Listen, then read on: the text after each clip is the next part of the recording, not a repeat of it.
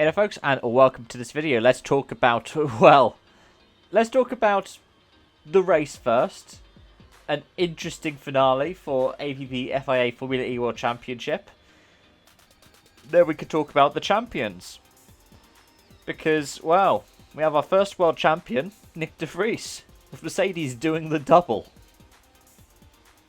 It started off with, well, what would have been a dream for Stoffel Vandoorne had he still been in title contention. He was the first one not to be in contention. He started on pole position, having been the fastest in group qualifying as well. If he had have held on to win, he would have been second in the championship. And it would have looked like Mercedes domination as well. We ended up with an early red flag after that crash, after we saw a non-start happen by Mitch Evans, and then he got rear-ended by Edo Mortara. Have to hope all the best for him because he's gone over to the hospital for precautionary checks. He looked a bit winded when he was getting out the car as well. At least it's the end of the season for him.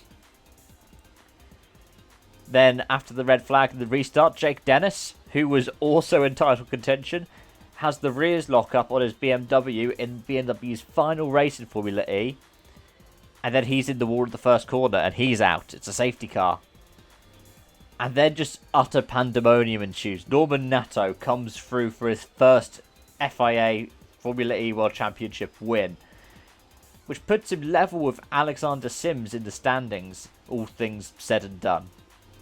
Oliver Rowland gets second place, moving him up to 14th position in the standings.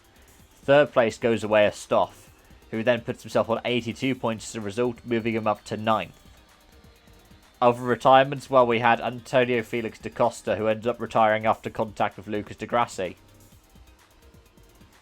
But some of the moves were just sensational. Some of them were like, well, we're going to see a little contact from here. We saw a three-wide pinch for Lotterer, where he was in the middle of the two Mercs. Vandoorne pinching Lotterer could have full well ended up taking both Mercs out of the race. But that's what Formula E can be like at times. It was absolute chaos. It was mayhem. It was brilliant. It was, well, Formula E.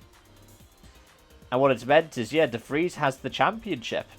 But if we were to go on for another round, we came into this one with 14 people in title contention. We came into the last one with 18 people. Coming out of this one, if there was one more round, we would have had 15 people in title contention. Such is the way of Formula E. It is... There's a reason why I love this sport. It's because of this sort of unpredictability. I honestly, if you had asked me to put money on it, I would have said Techeetah were going to come into this weekend and then come out of it with the double. I would have said Mercedes, just because Techeetah's had fine form before. But an 11th place for Jev and a DNF for da Costa in the final race meant that they finished third. Jack got some points with Sam Bird, but they were 4 points shy of Mercedes' tally at the end of the day. So, what it meant is it's happy celebrations to the Wolff family as we see this long off-season start. You've got a win for Venturi again, for Susie, as well as vice-champion for Edo Mortara. And you've got the double championship for Toto with Mercedes.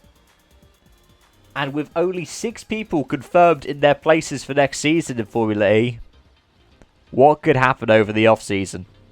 Make sure you stick around and I'll be covering that. Thank you so much for watching, and I hope to see you again soon.